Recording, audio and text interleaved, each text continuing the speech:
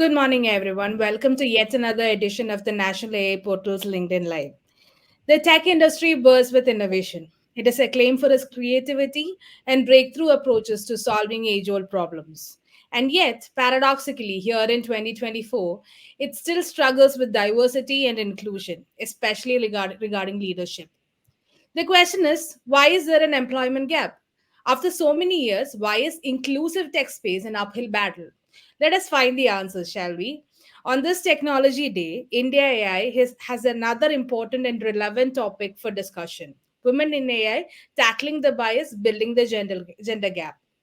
For the next hour, let us get on a quest to learn from experts in the tech space, gain insights into tackling bias in AI, and together begin a movement for increased female participation in AI.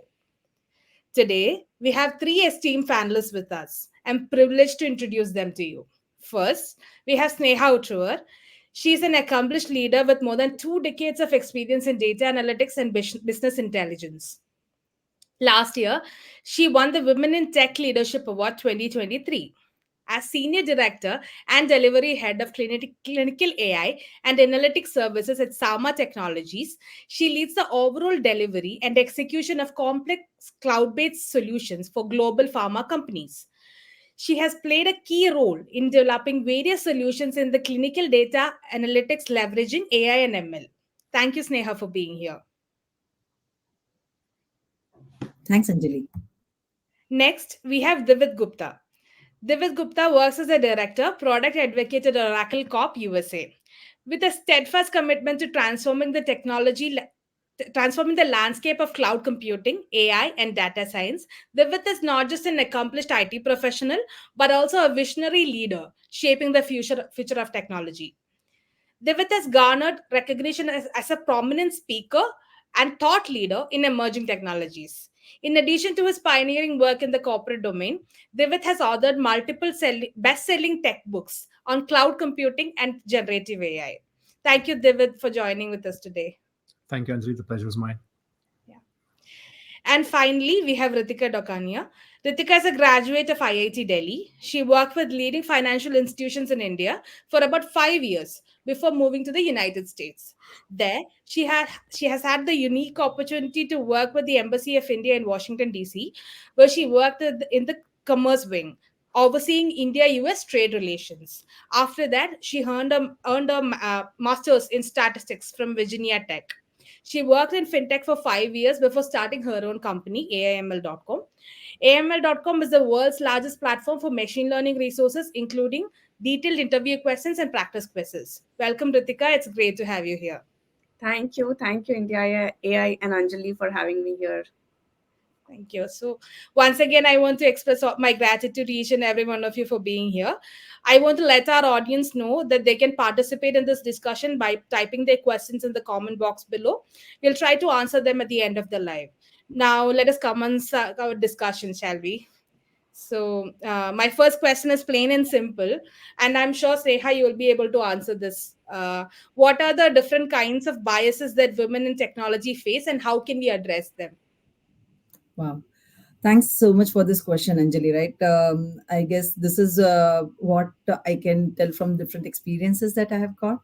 Uh, there are absolutely many different type of biases which start at different levels as a female associate goes through. Right? One at a workplace, and in context of Indian geography, even at social level. Right? So I'll talk about the workplace biases first, and then probably come to the social biases that a female has to face. Right? So there is the most prevalent bias, which I think is which I also have experienced, and I actually had to educate myself that I also have that bias, is unconscious bias. Right? It is very, very prevalent in each one of us, right? Because it can be as simple as that.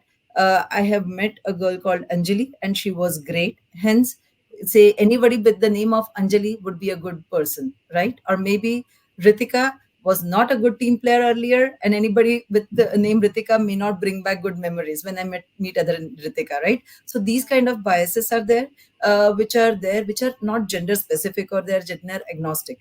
But coming to the workplace biases for females, which we have to face when we navigate through it, is from, again, some of my stories I can tell, right? Maternal bias. So when I was trying to join back after my second child, right, I think my manager was being kind and nice to me by giving me a role which was not probably a very role which would need a lot of efforts, right?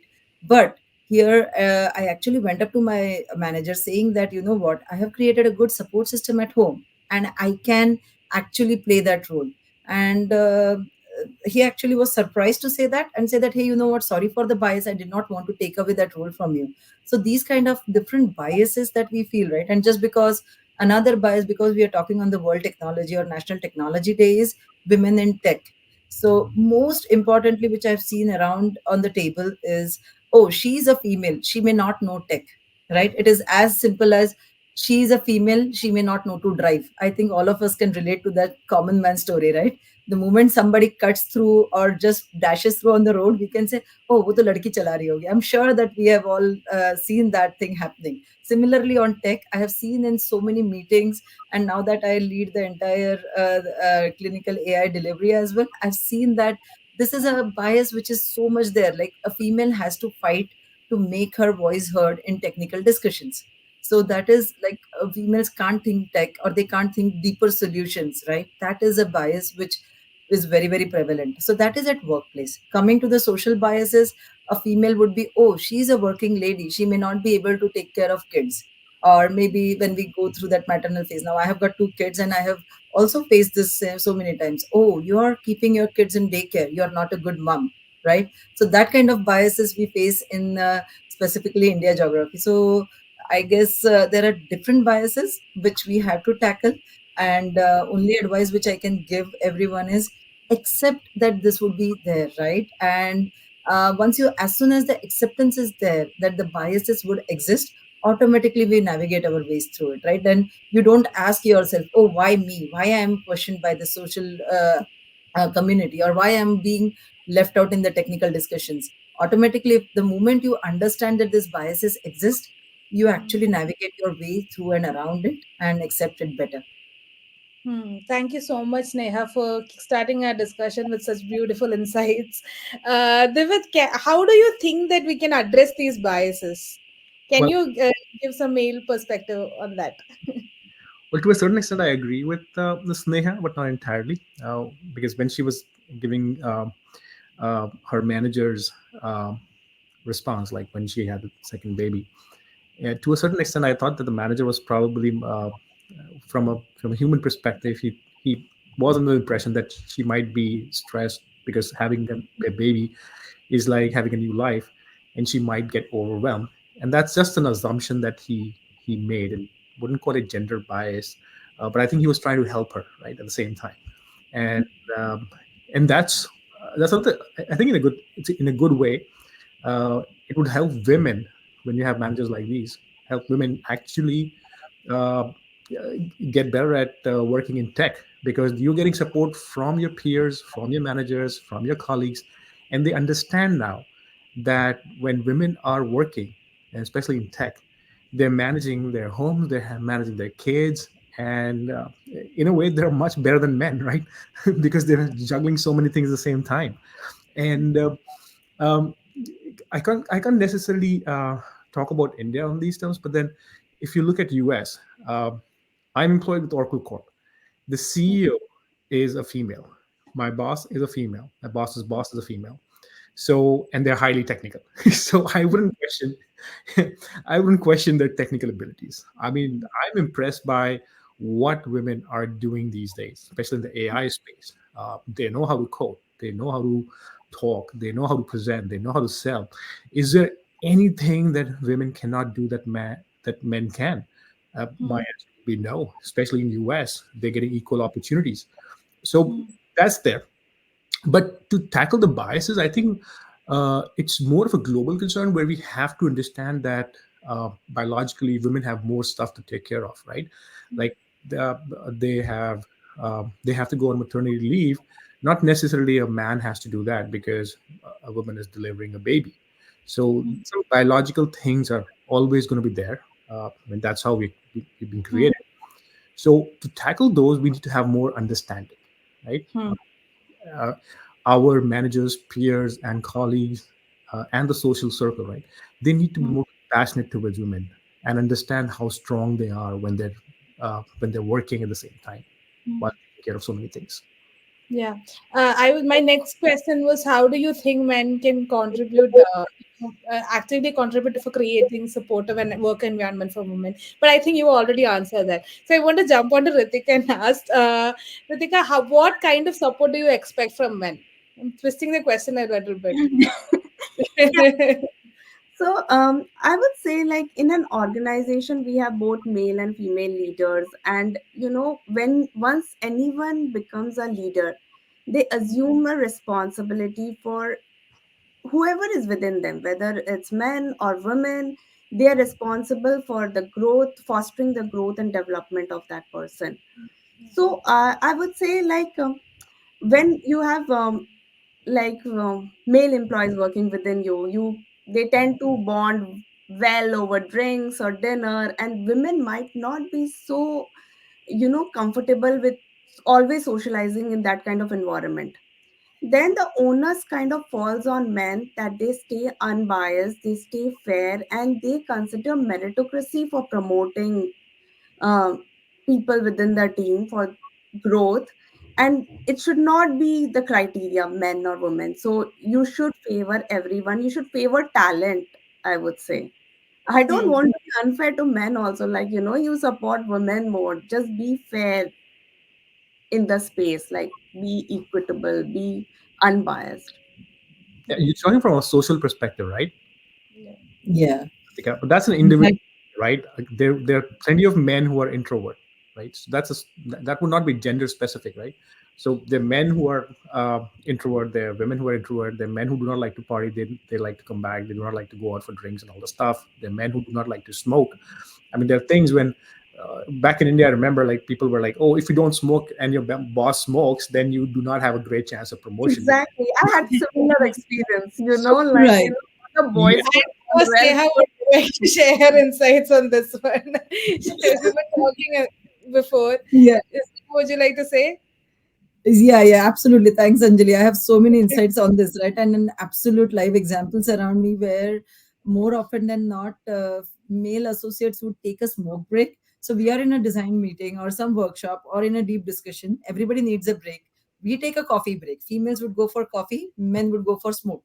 And when we come back again, half of the design or the meeting discussion is done. And they start off from the point where means where they would have done. And we are like, oh, what exactly are we talking about? Because we just did not go for with them for smoking, we lost it, right? So I actually think, and I have now at least around my area circle of influence, I have educated everyone, created an environment where we have to educate everyone. Okay, it's okay to discuss those things when you go out for smoke or anything, but then it is very very important when you come back, right? Similar to the Ritika's example, if boys are going out to have a beer together and discuss, right? But the most important thing is coming back and giving a summary and making sure that all the stakeholders who are involved, male, female, junior, senior, anyone who are the stakeholders, right, are means are brought up to speed about what was discussed. And Yeah. also adding to what Anjali's question earlier is, right, what men can do, I think it is very very important to role that a male has to play to make sure that a female succeeds, right? So I have so many stories that I can share, right? Maybe at both sides of spectrum, right? Again, when I was having my second child many years back, a manager walked up to me and said, oh, you're having a second baby, as if trying to discourage, you're a working woman, how would you take care of it, right? I was taken aback, but I quickly retorted saying that, how many kids you have got? And guess what? He said he had 3 kids. And to which I said, don't you think if you can take care of 3 kids, I can take care of 2 kids as well, right? And then after that, he became my biggest supporter. He actually realized his mistake. Coming to the present times where I am with in my current role leading the clinical AI delivery, and we are creating solutions for our faster clinical research, right? So here I have an excellent support system, right, wherein male leaders actually amplify. So it is a very important that men have to amplify what colleagues are doing. More importantly, be their mentors, supporters, every female should find a male ally. That's what I actually advise, right? Because Hmm. the perspective that a male and a female brings together is very different, right? Very, very different. In fact, to think of, I can go back to a book that I had read in college, right? I'm sure all of you would have read that men are from Mars, females are from Venus, right? Yeah.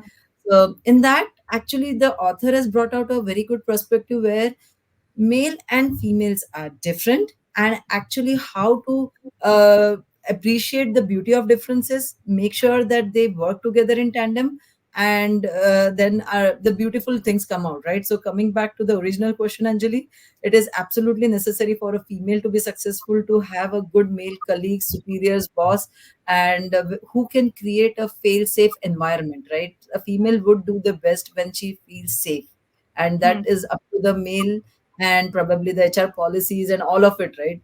That we can have this environment.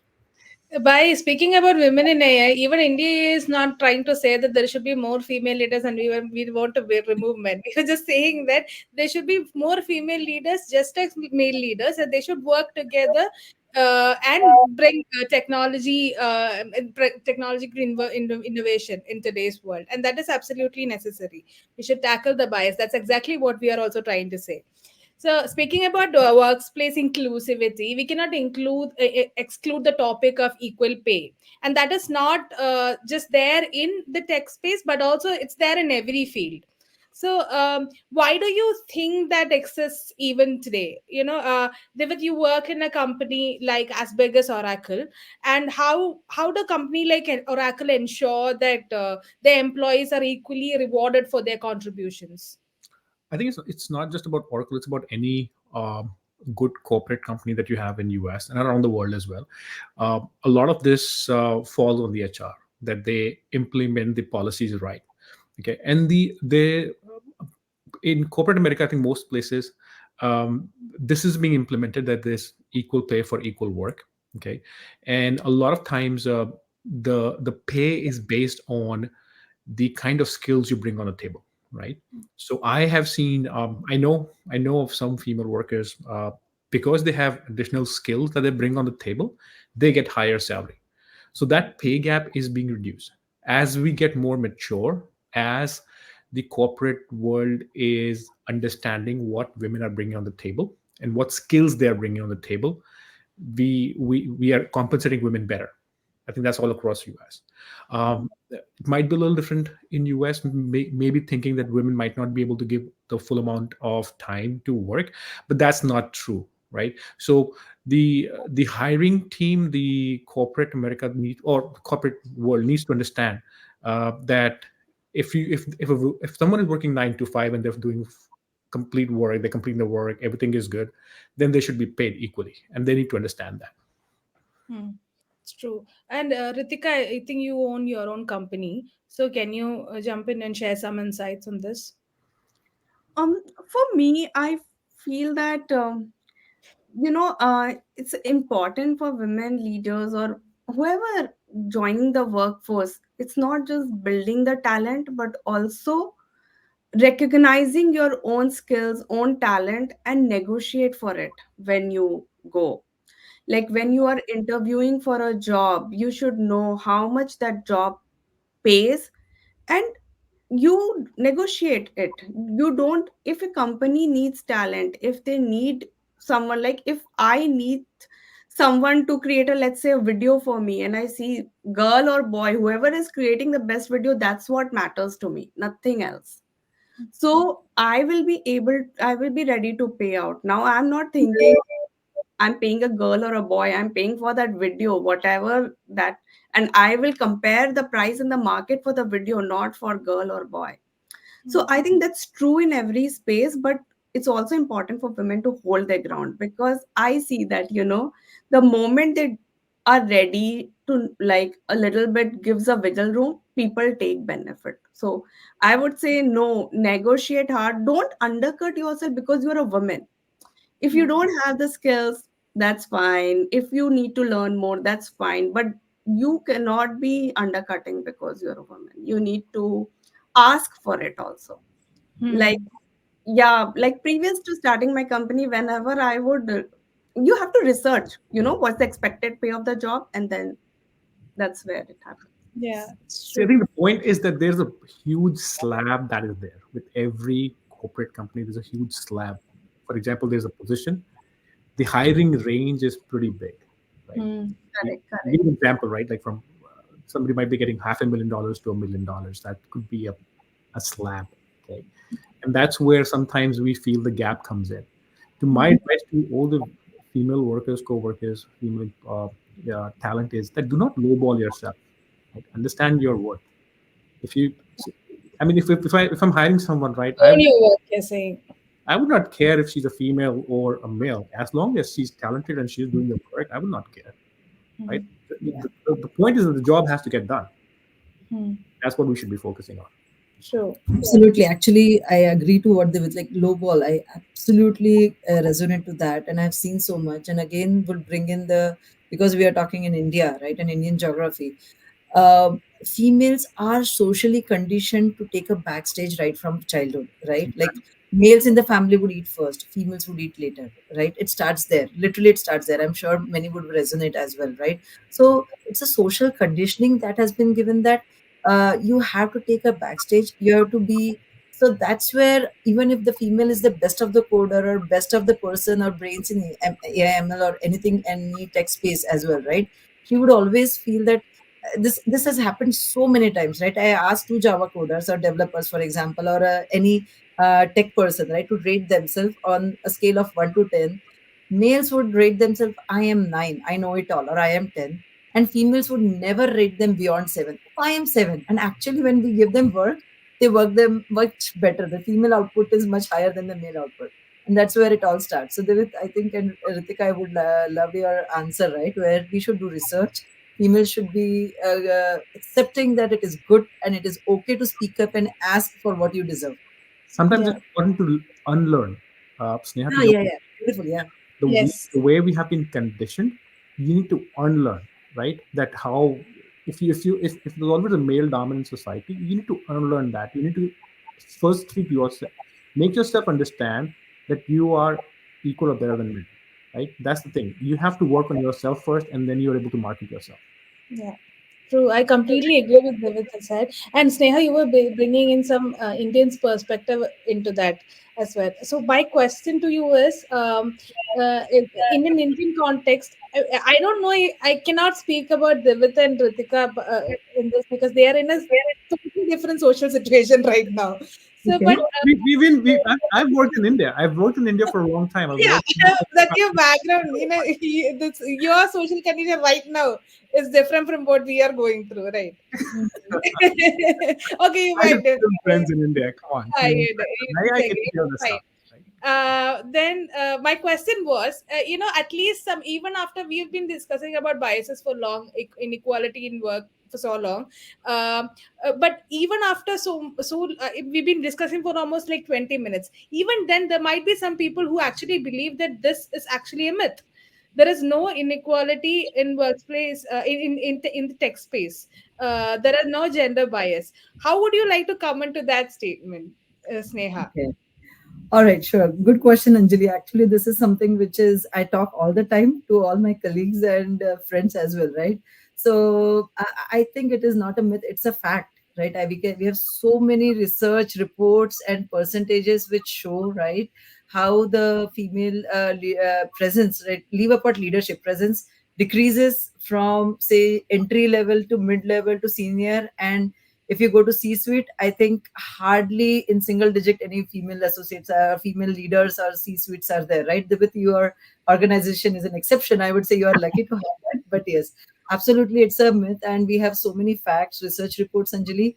And in fact, to add on to this particular topic, right, I would say we have two aspects. Why it is important to have a female leader, right? Like this is something which I discuss a lot, right? Like people would come and ask that why you're just a female advocate. It is just a female. I say no. Basically, a female can bring you different perspectives, right? So even talking at a leadership level, right, and maybe even my own case, right, where I am in the minority in my company when I am in most of the meetings, right, with my senior leaders, and I am probably one or two females out of 10.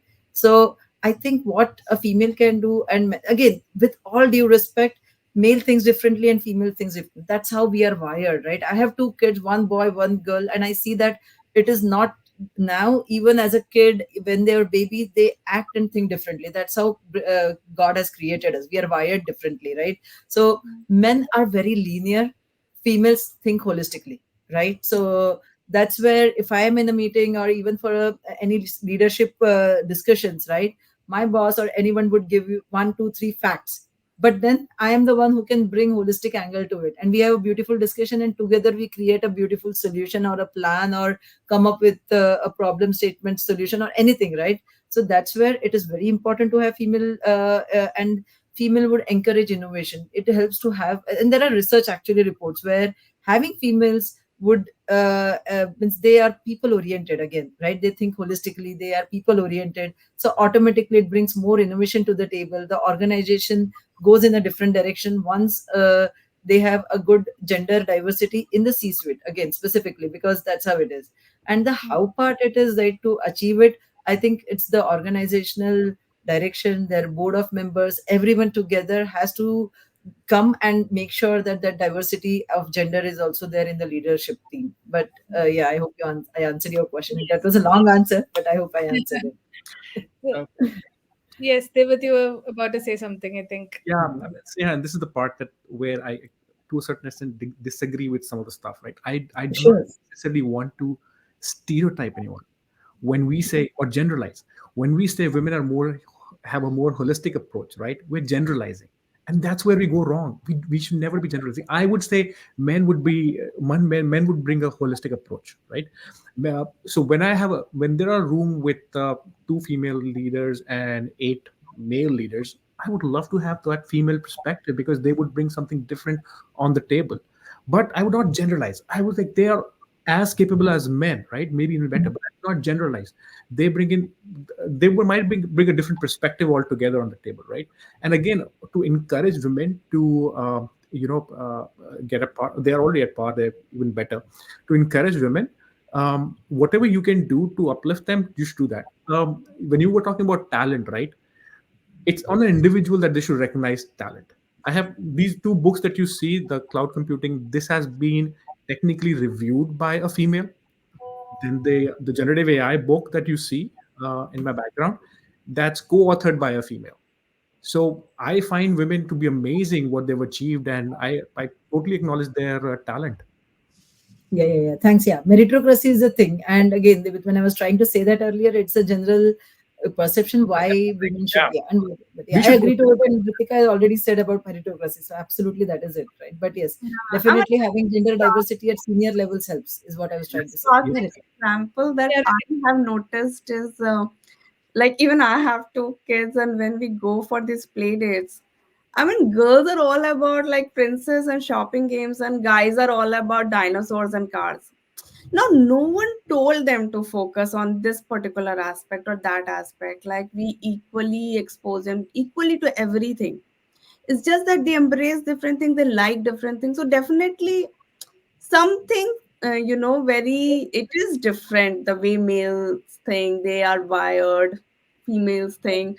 So both they bring very different perspectives, and I think God has kind of made it that way, like Come on, they I don't are have any different. issues Why wearing are a we pink. saying they are same? So they will bring different perspectives. Pratik, It's I don't matter. have any issues wearing a pink shirt. My son asked me why can't I wear half pink. I'm like, dude, you can have whatever you want. So It's Yeah, us. We yeah, create yeah. that It's a blue matter and of pink.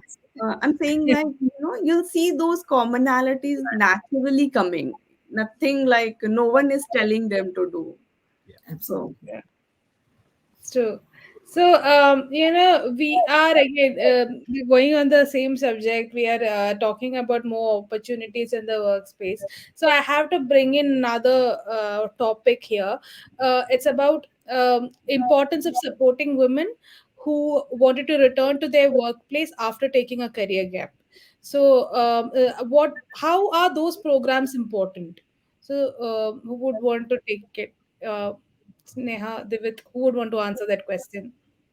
Sure. Maybe I can go first, and Divita and Ritika, Sure, you sure. can, of course, follow on. But yeah, I'm sure that everyone would agree that it is absolutely important. Again, it should not be why a break is there. It is what that person knows. So a person gets hired, and most importantly, that programs are important. Like I would say, I've seen companies launch programs like Career 2.0, right? Which actually essentially means that you go and hire. Most important to have such programs, success of such programs is it is okay to fail when they start after a break. So create that environment, make sure that they're part of the team, their peers, their bosses are educated enough so that they can include them and not really judge them that, oh, they don't know. So it takes a little time for a female to gain a confidence, and then they can go. And in fact, here to add, I have seen not only females in recent times, in some of my hirings, I have seen male colleagues also taking a break, right, for medical reasons or anything, right? So, career break is a very common thing, and it can be gender agnostic. But then again, when a company is hiring, they should be hiring for the merit and the talent that person brings, and to make them successful after they are inside the organization, create an environment where they can just learn to stand again. That's what I think we can do. So, with your Apart, opinion. yeah, also from apart from career breaks, I also want to ask, like, what about the about people who are starting their career in their middle age after Yeah. 30, 35. So there are some in my personal, I have personal experience in this. My mother, she looked for a job in her 40s. She was interviewing in her early 40s. She was waiting for me to grow up so that she can have a career of her own. So it was difficult for her. So I think it is important to talk about that as well. These might be really highly talented, knowledge people. They might have been working on their skills while they were away from work, while they were not working. So it is important to encourage more people like that as well. It's not like your early 20s you get to have a good career. People in their early 40s or mid 40s should also have that privilege of starting a career of their own. No, why 40s? An older generation should also have their career. Maybe after retirement they are going to take up a new role. So that should also be supported, right? Their knowledge should be valued. So how can we promote more of that with? You guys have hit the nail on the head, and I truly appreciate what Sneha said, and Anjali, especially you, what you've said. Sneha, thank you for bringing that point up, that a lot of corporate companies are actually coming up with these programs, which is Career 2.0. These kind of programs I've seen a lot of companies. In fact, my wife struggled a little bit with when she took a career break after her kids, and then she went back to work. Unfortunately, she also struggled because, and this is what I've seen firsthand. Even though I hate to admit that this is true, but this still exists. When you have a career gap of like a year, 2 years, I have seen recruiters actually in firsthand, not taking interest in these resumes which have a career break.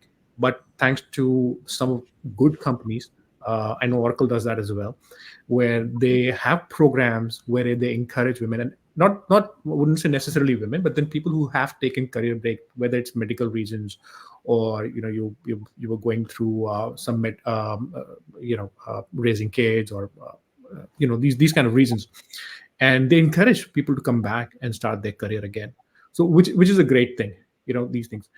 And Anjali, to your point, right? uh, Women are amazing, the sacrifices they make as a mother, Yeah. as a wife, uh, when they take career breaks, right? They, because they want to take care of their kids, they would say, hey, let me take a career break so that you can do better. And then my question is, why can't men do that? But I've seen some men actually taking career break, where I know about a couple actually, where the female, the wife was earning more. She had a better career than the guy, her husband, and they had twins. And what they decided was that the husband, would take a career break, and he would raise the kids. And this is first-hand information because I know them personally. He would take a break, and the female, she was going to work, and because she had a better career, she was taking care of bread and butter. So this kind of outlook is what we should have, right? So if men are supporting, husbands are supporting, the males Yeah. are supporting this stuff. I mean, if they understand this stuff, right? then we can solve this problem. Yeah. True. I can Kritika, also would you like add, to?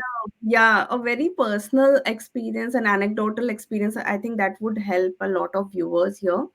So that is for my sister who took a career break. So she was working in Ernst and Young in Bangalore in a finance role, and she got married early, had two kids, and then there was no support system as such. So she was forced to take a career break, and she then at 27, and then she moved to United States. The whole landscape changed, and she came to California, Silicon Valley. So at the age of 37, she's like, I want to go back. I really want to do something in life. My kids are grown up, I have enough time in hand. And that was the time her skill sets had become obsolete, like finance, the way things that she was working on. I mean, she was in Silicon Valley, where she recognized that there's a great demand of software engineers. So she was open to learning that skill set. So she enrolled for a 6 month very intensive boot camp.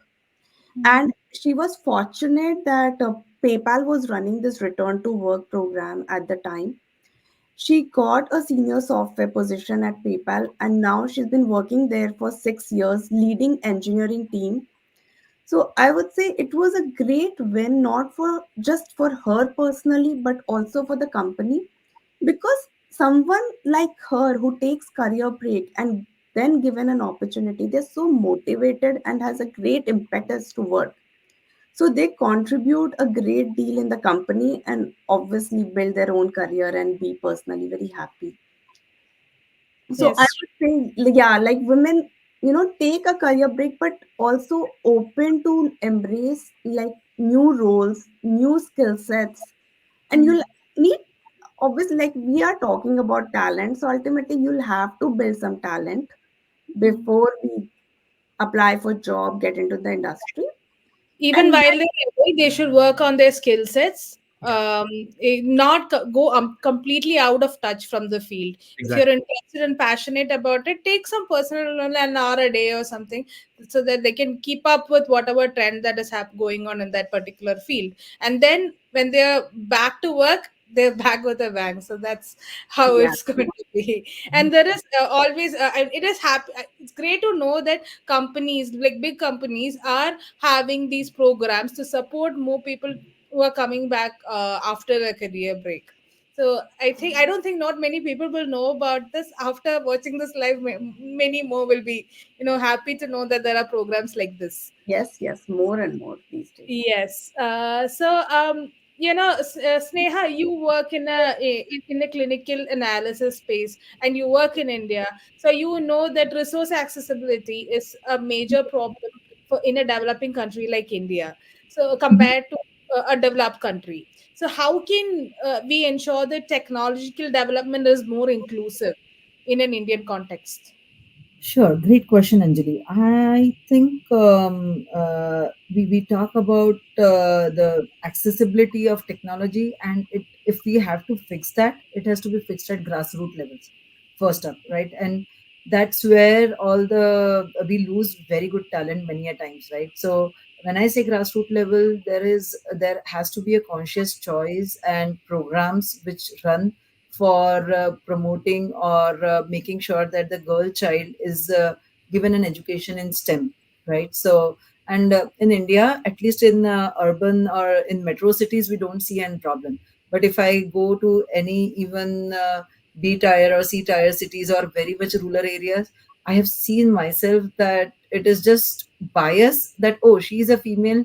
Probably we have a school only till 10th grade in our village, and the boy would definitely go to 11th 12th or college in say a nearby town, but she's a girl, so she would continue to do a household work. We'll not send her out of the village. So we that problem still exists even in this age where other countries are already giving so many things, right? So I would say that problem exists, and we should definitely have programs. I know many NGOs are working in this space. I know many programs are there, but we just need more programs where we need to educate so that people at grassroots level in schools, colleges, we have more female in STEM, right? And then automatically when they graduate, they do masters, right, and enter the corporate world.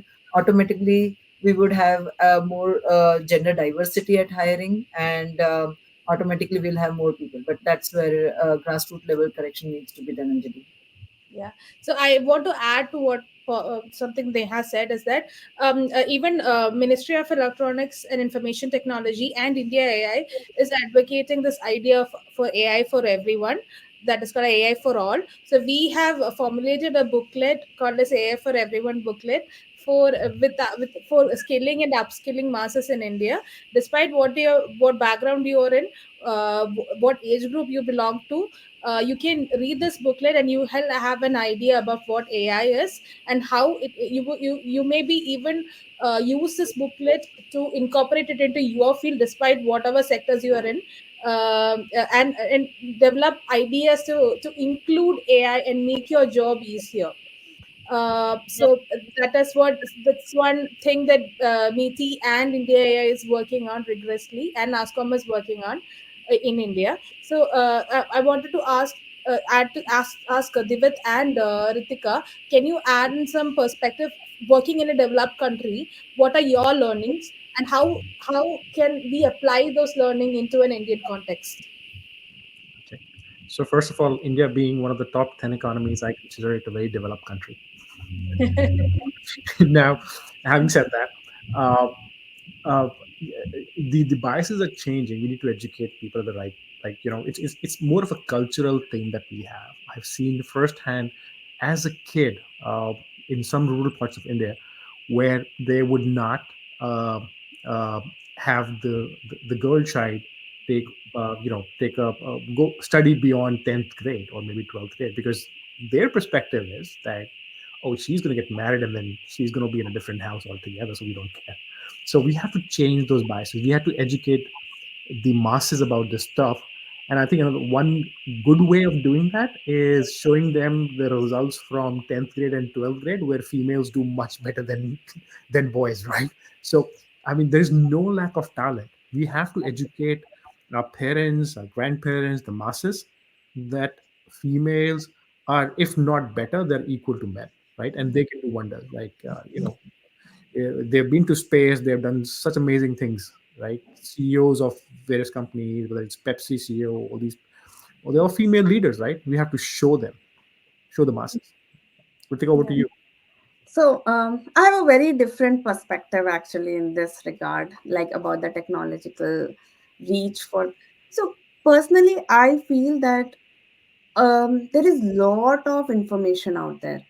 Like today, internet is there. We have a curriculum from top universities, say be it Stanford, MIT, AI courses that is taught in their graduate level. Everything available online, and even like with lot of effort of government, with NGO, with efforts of METI, people at least in rural areas do have access to phone with internet. I'm not sure about laptop or computers. They're also soon coming, because recently I met an NGO is going in grassroots level. So information is out all there. I think the bigger gap now what is happening is direction, guidance and mentorship. Like now everything is out there. If you want to become an AI specialist, I'm telling you, you can do it at free of cost. You don't have to pay a penny out of your pocket. But what do you do is the question. I mean, there are so many people today who reach out to me for LinkedIn for this simple question: how do we approach this? What do we study? What courses shall we do? And if, I think the senior leaders in the industry, um, who can mentor these young folks who are entering the workforce soon, or who are like, in middle school, elementary school, how they can approach the subject, whichever they may be interested in, advertising or AI, technology. I think that in itself will be a big support today. True. And I just wanted to say that we have added the link to the AI for Everyone booklet in the comment box. So anyone, any of the users want to, actually get into learn about AI, this is a good start. You can start reading about AI through this booklet. So yeah. Thank you so much for all three of your insights. And I would like to come back to Ritika and Divit. since we are talking about an Indian context, most of the Indians wants to build a career abroad. So Ritika, you were studied here, you worked here before going back to US. So was your journey tough? How was it? Could you share some of your experiences and what the aspirants should do? Which path should they take to build a successful career in tech abroad? Okay. So I did two very different answers whether about my journey and what aspirants should do. So Yeah. my journey was more of I got married and that is how I moved to US. But I would say like before moving to US, I had a very good successful career in Mumbai. Like I had done my MBA. I was working with the largest mutual fund in the country, and our team managed around 60-70,000 crores. Like, pretty much like 12-member team, good role, pretty settled on my way to becoming a leader. I Yeah. moved to US and I was kind of feeling coming back to square one because I moved on dependent visa.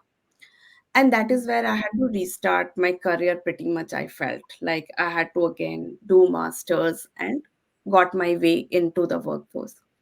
So for the aspirants who are looking to come to US and want to build a career, I would say there are broadly three paths.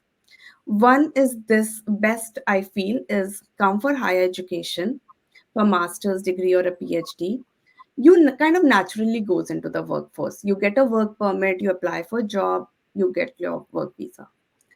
The second path is, I would say, work for a multinational company. Like if you're working for, let's say, Google or Amazon or TCS, who have presence in US, uh, look for an internal mobility, and that is also a pretty smooth way to come to US. Mm. Third, I would say, which is slightly tough, is find a US company who is ready to sponsor your visa. Mm. So this is kind of tough, but there are consultants in India who do that because they see a big demand for this.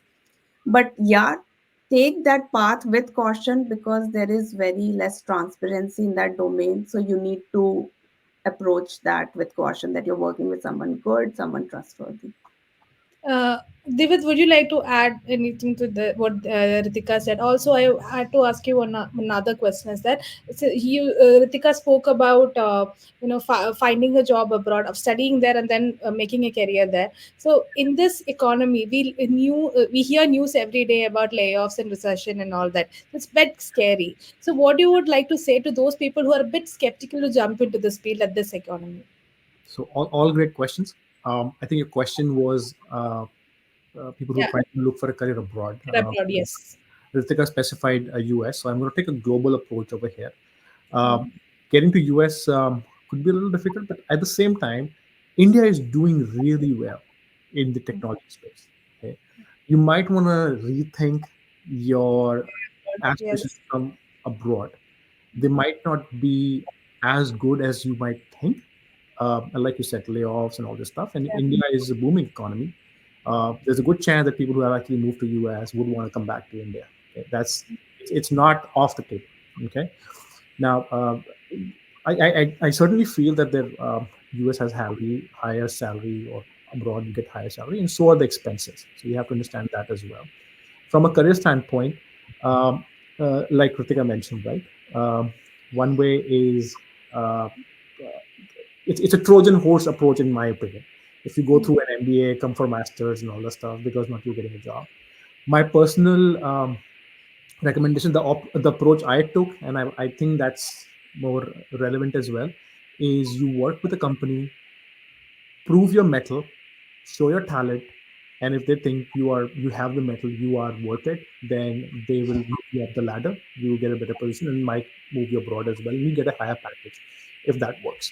Again, like everyone has their own perspective. If your way of moving up out of India or to take position outside, MBA or like doing masters or taking a course is also a good way, but there are no guarantees of getting a job, and it's pretty expensive. So, and it's again, it's a very personal opinion, so you don't necessarily have to take that. This is not Yeah. written in on a stone. But Yeah, when you take an exactly. education loan in India and then you come over here for masters, it's expensive. If you don't get a job there, then it's going to be Yeah, we- and then especially in US, especially for Yeah. US. It's so tough because the when you come over here, typically you will get an H-1B visa, which is like, they're like they have 60,000 or 80,000 visas, and the number of applications are about 700,000. So you have one in like eight chance or something like that. So keep those things in mind before actually just seeing everyone flying abroad, and then sometimes they end up regretting it because they Mm. might go broke. I've seen people actually sending their sending their paternal land and all the stuff to just to take education abroad, and then end up screwing everything. So Yeah. be careful about that stuff. The grass is, they might be green on the other side, but it's not necessarily true. So when you're looking for moving abroad, India is now offering such amazing salaries, right? So consider that. Okay, Mm. it's not the end of the world if you're not moving abroad. Okay? There And might, if it is necessary for them to have an education abroad, you can always try for a scholarship. oh come on, India has such great education. They have so Yes, Yeah. many it does. colleges. What beats IIT? What I beats think IIM? Divits Yeah. like on the cost front, MBA is super expensive. I think I got a little biased for education because I came for masters and I was pretty sure I don't want to pay out of pocket. So I I figured out my GRAs, graduate assistantships, where you actually get a stipend rather than you pay out of pocket. So, Yeah. and I think I had good company to guide, and so I could find my way without paying, and rather I earned during my masters the full time. That really meant double work, but it's okay. I think sometimes when you don't have to pay like $100,000 per year. Yeah, Yeah. the But best approach otherwise, would be, I've seen like people who took loan and did their MBA, even like after working in Google for, they had to work in Google for 5 years to pay it off, which was quite a lot. And Yeah. then I personally felt like, oh my God, I was questioning whether it's worth it or not.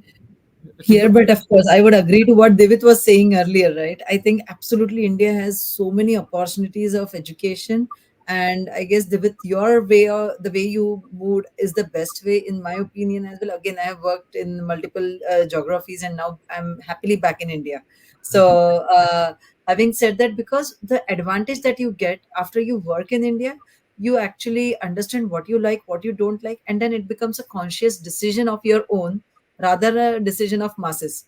It's just Mm. as you said, right? The grass is not always greener on the other side, but when you are just in college, you must may go with the flow. But when you actually are in working in the industry, you actually understand your perspective and you make your own decisions.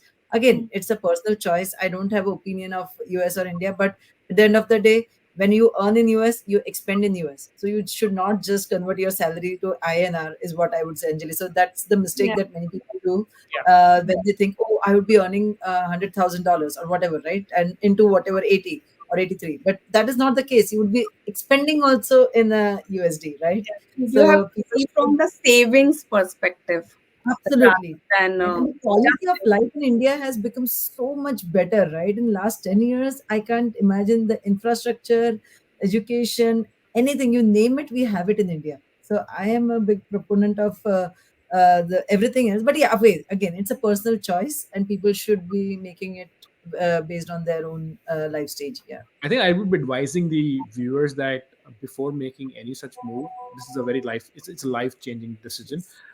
Get hold of a right mentor. Find the right mentor for you who's been in that space, who understands this stuff. That person could guide you. Just so find a good mentor. That's one very important aspect of this. So, thank you so much for all your insights. But we do have some audience questions lined up. So, can we jump into those? So, yes. my first question is from Urvashi Kapoor, and feel free to answer. Anyone feel free to answer, depending upon your expertise. So, first question is from Urvashi Kapoor. She's asking, how do you believe media organizations can play a role in inspiring greater female participation in AI? Another question, should efforts to raise awareness and encourage involvement start at the college level or within corporate environment? I think it's a very relevant question. I would say, like, I can chime in this. I would say at the media organizations, how can they definitely highlight the women in this sector who are doing well? I mean, I'm always motivated by seeing other female leaders. I am always feeling like, okay, when they can do it, we can do it too. I mean, my role model here is Fei Fei Li, who is a Stanford professor, pioneer of computer vision, who advised Andre Karpati, who is the director of Tesla AI, I mean, director for the longest time.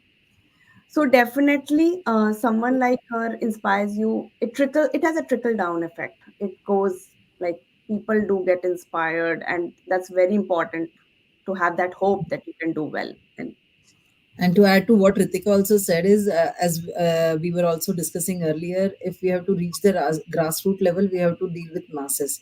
And media is the best place where which can reach masses and bring in awareness, and they can help us to bring in the change that we want. Yeah, I mean, the point is showcase all the female leaders, right? Showcase how successful females have been, and that's the responsibility that comes on the media's shoulder. So Yeah. embrace the success that women have. And the second question that was asked, right? If the involvement encouragement should start at college or within corporate environments. So why college or corporate environment? Start with your family. Start at school level. You are being raised in that. You should be raised in an environment where you should be promote, like encouraged to take up AI and other emerging technologies. Hmm. Start there. Why wait till college or to get into corporate? Then they should encourage you. Yeah, Yeah. ask your You should start from your families. as parents, you should be encouraging your kids to do that. I True. I would like completely. to say like India AI has been doing a great job in that space, like showcasing women, take making that effort, and I'm always like browsing through it, and I'm always inspired. Okay, wow, they're doing such good work, and I think that kind of effort really helps. It Hmm. has a mass effect, is a reaching effect across the country. Thank you Absolutely. so So to that, Urvashi should go to India AI portal and much. experience what media organizations can do. Always welcome. She can always read through our portal. We have amazing Yes, she stories should. about AI developers and women in AI. So we have another question. We are actually reaching our time limit. So we'll quickly answer one more question and then jump into our end remarks. So Mani Sardana is asking, how might the presence of more women in AI leadership positions influence the development and deployment of AI technologies? That's a good question. Who So would that's like to that's more headcount, right? So if you think it's only males who are leading the stuff, that's not true. If you have, for example, you have like a billion males who are into AI technology, imagine having another billion women in this. So you are, AI is going to grow at double the speed. So more the people, the better it is. And if it's more females, you have a different perspective as well that you bring on the table for AI, which is Yeah, great. it's multiple Absolutely. perspective. Yes. Yeah, that's what we have been talking about, like how the gender diversity helps anything, right? Not only AI, technology, any field to bring in different perspective and grow faster. So definitely having more females in AI leadership also would help and help innovate, grow fast. It's eventually for the betterment of humanity, right? It's not only Yes. just males who are doing that, right? If females are Yeah. contributing the same amount or even more, it's you we get better at a at a faster pace. Hmm. And then I think the possibilities of AI is now unlimited as we see every day new use cases coming out. So Hmm. more perspectives we have on the table, better it is. So we do Yeah. not want to lose out on that front. True. So yes, I think we covered almost a good amount of topic. I think for the past 1 hour, and it's almost like 58 minutes now. So shall we go for the end remarks? Can you all take like 1 minute each, and then state your end remarks regarding the topic about women in AI tackling the bias? Who would like to go first, Neha? Okay, sure. I think it was a great discussion. I guess, of course, I've been working in this field for 2 decades, but it was very nice to hear different perspectives. Divit and Ritika got good, come in with a diverse backgrounds, and we had a good perspective today. Wherein the summary would be definitely females, not only in AI technology, would is needed. We need to bring in programs, conscious efforts, right from school to college to corporate programs, right across the spectrum, wherein females are promoted, because and even in corporates at senior levels also, right? So they do bring in a different perspective. So absolutely, and thanks to India AI, who is taking so much efforts in this space. That's what I would say. Divit. Thank you so much, Sneha. Divit? Hey, thank you, India AI first, because you were unbiased because you brought a male into uplifting about women. So getting a male perspective is equally important, and thank you for recognizing that. To all the viewers, just have an open mind. That's all I'd say. Have an open mind. Have with open arms. Encourage women to do better. Don't put hurdles in their journey to success. Together, we will do better stuff for humanity. Okay, thank Sure. you. Thank you, Divit. Ritika? Yeah, my last remarks would be like, girls, I mean, anytime we're made to believe that it's man's world, tech is man's space, AI is man's space, that's not true at all. Please, if you are ready to put in the hard work, go for it. And also, one thing point I would like to add is for women leaders, when you become leaders, remember that these biases were there when you were becoming leaders. So please make all the efforts to remove them. And be it pay or be it growth, whatever, so we assume that responsibility when we take that leadership role. So yes, Yes. with that, thank you India AI for organizing it, and to the participants Neha and David for great discussion. Thank you so much, Ritika. Thank you, Sneha. Thank you, Divit, for being a part of today's panel. And let this be even though it's the end of today's discussion, let this be the beginning of a much bigger social discussion about this topic, which is much relevant in today. So, and Absolutely. I thank each and every one of you for your participation. Also to our audience, if some of the questions were left unanswered, it is purely because of time constraint. We'll try to respond to each of your question in the comment box itself. So, thank you so much. Have a great day ahead. Thank Thank you. you, Thank everyone. Thanks, everyone. Have a you. good one. Bye. Bye.